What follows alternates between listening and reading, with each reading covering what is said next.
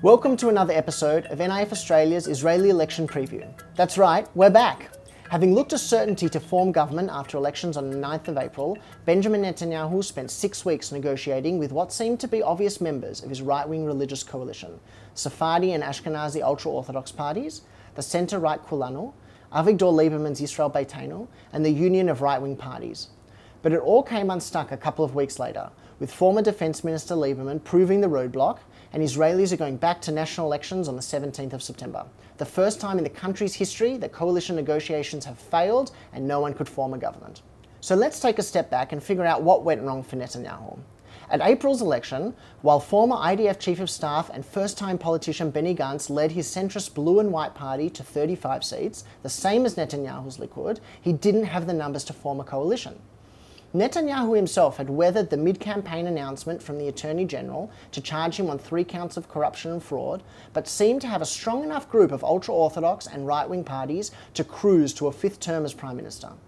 The negotiations with his partners centred around 2 core issues that Netanyahu was insisting on passing: an immunity law, which would allow him to avoid prosecution on those corruption charges, and a High Court override law, which would not only provide protection in the event the court strikes down the immunity law, but has also been long on the wish list of the far right, which thinks the court overreaches too much to protect human rights. Netanyahu had sign-off on both of those from most of his coalition partners, but he didn't bank on Avigdor Lieberman throwing a spanner in the works. Lieberman had the balance of power. His 5 seats were the difference between Netanyahu forming government and failing to do so. He dug in and insisted on the passage of a law that would draft more ultra-Orthodox yeshiva students to the army. Of course, Netanyahu's natural allies are the ultra-Orthodox parties of Shas and United Torah Judaism, and they're vehemently against the law. So Lieberman forced Netanyahu's hand. Without both groups, he didn't have the numbers to form a government. Of course, there was always another option on the table. Likud, plus Benny Gantz's blue and white, would have enough seats for a comfortable majority together. But with blue and white saying they won't sit with Netanyahu because of those corruption charges, that idea was taken off the table. And not wanting President Rivlin to go around him and find another Likud member who maybe could have struck a deal with blue and white, Netanyahu instead opted to dissolve the Knesset and go to new elections. Okay, now that we've gone through what happened, let's go forward a bit. Firstly, the 2 measures Netanyahu was putting up, an immunity law and a High Court override law, were widely condemned as threatening the democratic fabric of the country.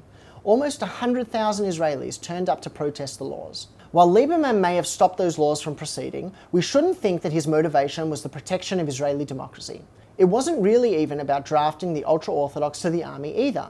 This was a cold political play. Revenge against Netanyahu, his one-time benefactor but long-time political rival. So next, we can look ahead at what might happen over the next 3 months before the elections are held. On the left, it's widely assumed there'll be some consolidation, but no one's quite sure where yet. Meretz leader Tamar Zandberg has publicly called for a merger with Labour, forming a bloc to represent the Jewish Zionist left. Others have suggested a merger of Meretz and the Party Hadash, forming a real Jewish-Arab partnership. Some Labour members are agitating for them to join up with Benny Gantz's blue and white. What seems most likely, though, is that all the Arab parties, having run separately in April's election, will instead run together at the next ballot, just as they did in 2015 elections to electoral success. On the right, we've already seen the merger of Likud and Finance Minister Moshe Kahlon's Kulanu party. Naftali Bennett and Ayelet Shaked's New Right party failed to cross the threshold in April's election, so they'll undoubtedly try to merge their party into another or abandon it entirely in the hope of finding new homes.